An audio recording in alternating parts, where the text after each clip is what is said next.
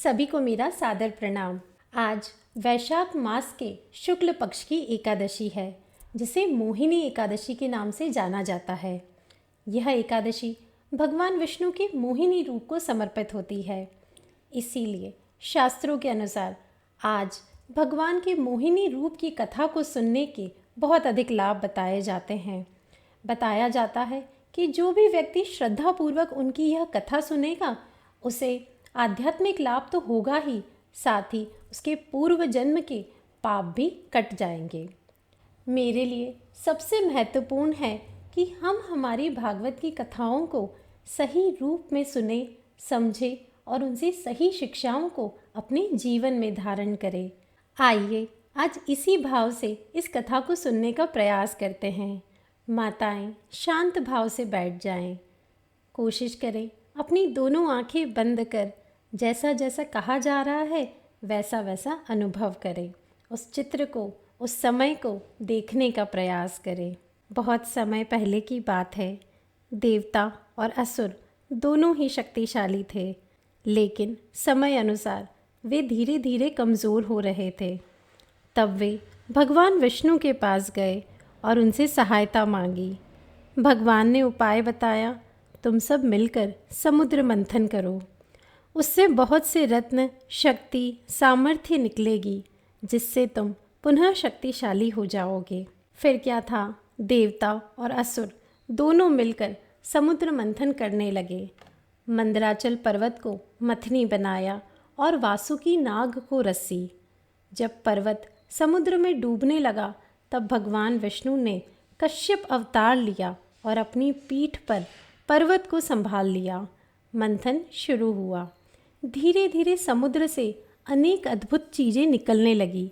रत्न, अप्सराएं, देवी लक्ष्मी, चंद्रमा और अंत में ऋषि धन्वंतरी निकले, साथ में अमृत कलश लेकर।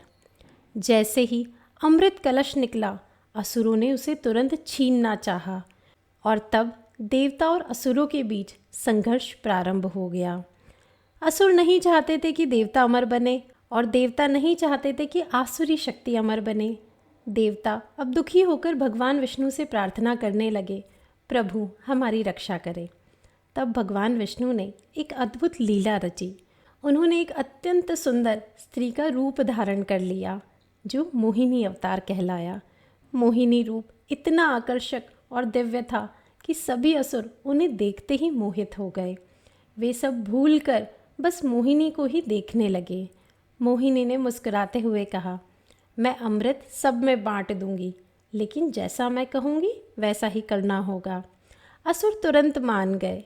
मोहिनी ने देवताओं और असुरों को अलग अलग पंक्ति में बैठा दिया। फिर उन्होंने चालाकी से अमृत केवल देवताओं को ही पिलाना शुरू किया। असुर बस मोहिनी रूप में ही खोए रहे। उन्हें समझ ही नहीं आ रहा था कि क्या हो रहा है। लेकिन तभी एक असुर चुपके से देवताओं के बीच बैठ गया और अमृत पीने लगा। देवता सूर्य और चंद्र ने उसे पहचान लिया और शीघ्रता से भगवान विष्णु को बताया। भगवान ने तुरंत तब अपना सुदर्शन चक्र चलाया और उस असुर का सिर काट दिया। लेकिन क्योंकि उसने अमृत का एक घूंट पी लिया था, वह अमर हो गया। तभी से राहु और केतु 2 ग्रह माने जाते हैं।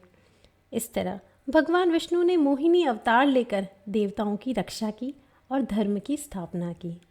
इस कथा के द्वारा भगवान हमें सिखाते हैं कि अपनी सामर्थ्य का उपयोग कूटनीति से करना और धर्म की रक्षा करना शास्त्र सम्मत है। साथ ही हम सभी को याद रखना चाहिए कि धर्म की हमेशा जीत होती है। संघर्ष में केवल शक्ति नहीं लगती, बल्कि हमें अपनी बुद्धि और चतुराई का भी उपयोग करना होता है। साथ ही हमें कभी नहीं भूलना चाहिए कि भगवान तो अपने भक्तों की रक्षा के लिए हमेशा तत्पर रहते हैं। वे विभिन्न रूपों में विभिन्न तरह से हमारी रक्षा को अवश्य आते हैं। इसीलिए जीवन में हमें बिना डरे सदैव ईमानदारी से जीवन पथ पर आगे बढ़ना चाहिए। आशा है सभी माताओं ने इस कथा से विशेष प्रेरणा ज़रूर ली होगी। यही भाव भीतर संतान तक पहुँचाए होंगे। चलिए आज के लिए इतना ही। सभी को सादर प्रणाम। ओम शांति।